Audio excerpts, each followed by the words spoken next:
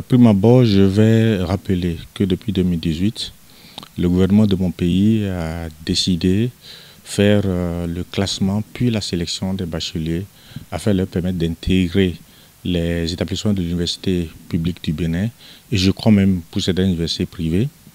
Donc après ces genres de classement, c'est là qui permet à l'enfant, on peut choisir ceux qui sont boursiers, ceux qui sont devenus boursiers ici, même à titre payant. Ils sont choisis par ce classement.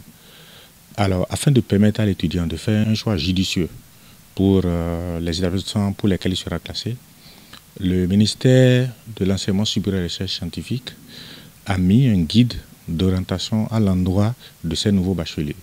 Alors, les élèves viennent, on leur explique ce qu'il faut selon leur aspiration, mais on leur explique là où il faut faire attention.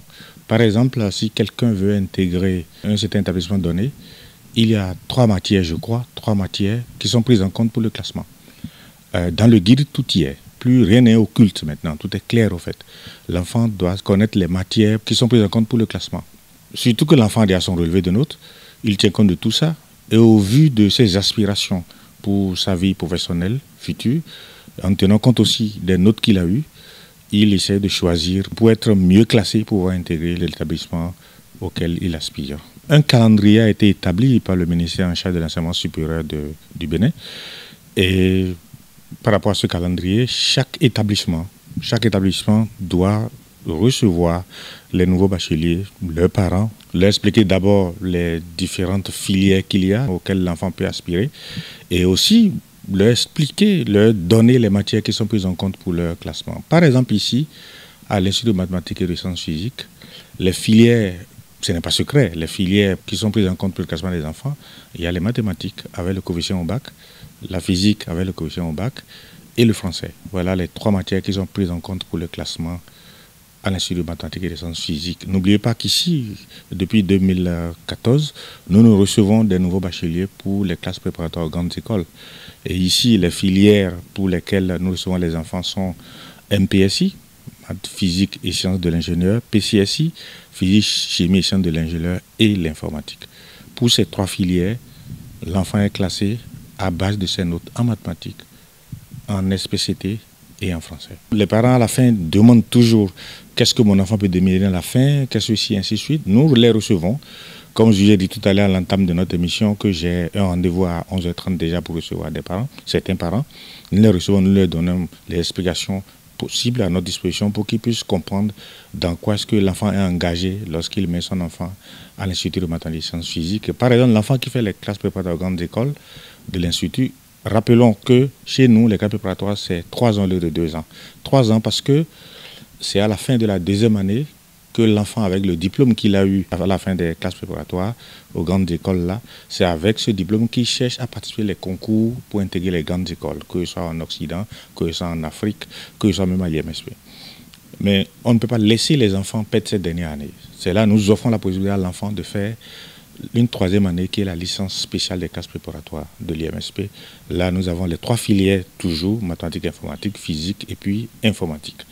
À la fin, maintenant, l'enfant qui est admis pour un concours, il peut voyager. S'il a les moyens ou bien s'il a la bourse, il voyage. Mais s'il n'a pas les moyens, s'il n'a pas la bourse, il peut continuer. Puis s'il a une licence pour conclure dans les masters de l'Institut de mathématiques et de sciences physiques. En fait. Je vais vous donner moi-même mon cas particulier. Quand j'avais eu le bac, sincèrement, on n'avait personne pour nous guider. Personne pour nous guider. On suivait les amis. Il y avait parmi nous les amis qui ont des oncles, qui ont fait l'université, qui peuvent dire, bon, allons en sciences économiques, allons en mathématiques, et ainsi de suite. Je peux dire que c'est une chance pour moi, bien qu'aimant les mathématiques depuis le début, c'est une chance qui a fait que j'ai été inscrit en mathématiques. Heureusement que de nos jours, le gouvernement a pris la responsabilité de ne pas laisser les enfants souffrir, en fait, de les aider pour qu'ils ne fassent pas de mauvais choix. Parce que, imaginez-vous, un enfant qui a son bac et qui souhaiterait faire l'IMSP, s'il a 20 en biologie, ça n'a rien à voir pour le classement ici à l'IMSP. Mais là, il faut que l'enfant sache tout ça. Qu'il sache qu'il regarde bien là où il a des bonnes notes et par rapport aux matières qu'on veut utiliser pour le classement, c'est par rapport que l'enfant va faire son choix. Et de 2, l'enfant, avec le guide, est au courant de toutes les filières disponibles à l'université. Là, l'enfant est au parfum de tout. il est au parfum de tout. Ce n'est pas un ami qui va lui dire ce que lui connaît, ce n'est pas un parent qui va lui dire ce qu'il veut au vu de ce à quoi il aspire pour ses enfants, non. L'enfant aussi, il est déjà mûr et puis il a la possibilité de faire un choix et de discuter avec les parents pour dire je souhaiterais ci, je souhaiterais ça. Si, ça a commencé, mais c'est vraiment timide. C'est vraiment timide, les gens ne viennent pas. Mais nous sommes obligés, nous, d'être là, même en dehors du calendrier, lorsque un parent vient, on le reçoit, on lui explique. On lui explique même plus que ce que le guide devait dire, on lui explique toutes les filières. On explique toutes les filières qu'il y a dans la maison. Ça permet de montrer aux gens que faire les mathématiques, ce n'est pas seulement pour dire aller tenir la craie.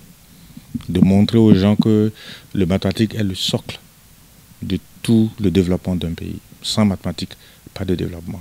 Je n'exagère pas en le disant. J'invite les bacheliers à ne pas faire le choix de leur filière sans réfléchir, sans avoir d'aspiration pour cette filière. Chaque enfant aurait souhaité devenir quelque chose. Certes, on n'a pas toujours la chance de devenir ce qu'on souhaiterait être.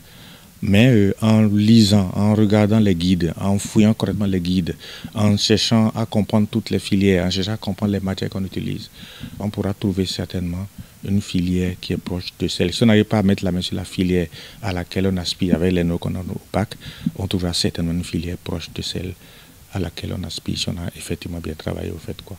Et merci pour le gouvernement de faciliter la tâche aux chefs d'établissement en faisant un classement et une sélection claire et limpide pour le choix des bacheliers dans les filières, surtout pour ceux qui vont devenir bacheliers, demi-boursiers, et surtout pour ceux qui sont à titre payant, pour lesquels, avec ce classement du gouvernement, je peux dire un ouf pour les chefs d'établissement, ils ne seront plus gênés, les gens ne pourront plus les voir pour dire hey, j'ai tel enfant, il faut ci, il faut ça.